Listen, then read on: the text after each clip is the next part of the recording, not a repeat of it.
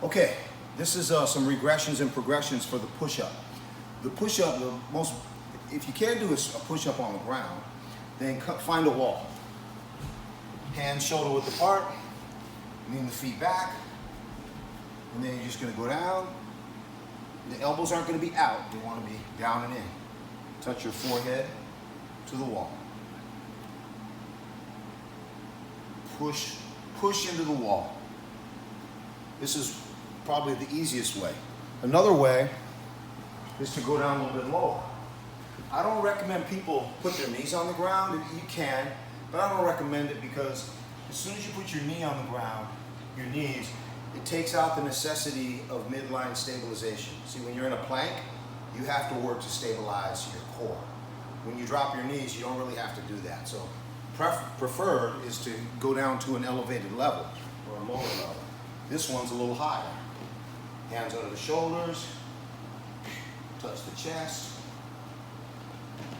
So you can do that until you're strong enough to go lower. This will be a little bit lower. Now, obviously we want to work our way down to the ground eventually. So now you can do a straight plank. Keep those glutes squeezed, hands under the shoulders.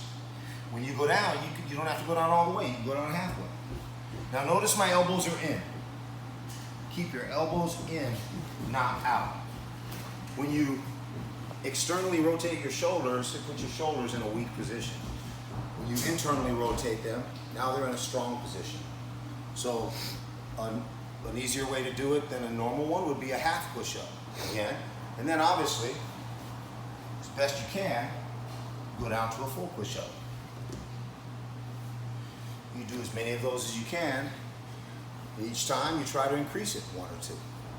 One more way to change that or to make that a little tougher is to elevate your feet. So you find a surface, elevate the feet. And this is going to be harder if you want to make it harder. And another even harder way is to do plyo push-ups where you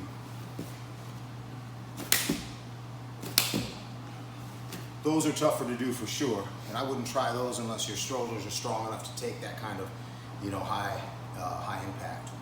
So those are hopefully some helpful regressions and progressions for the push-up.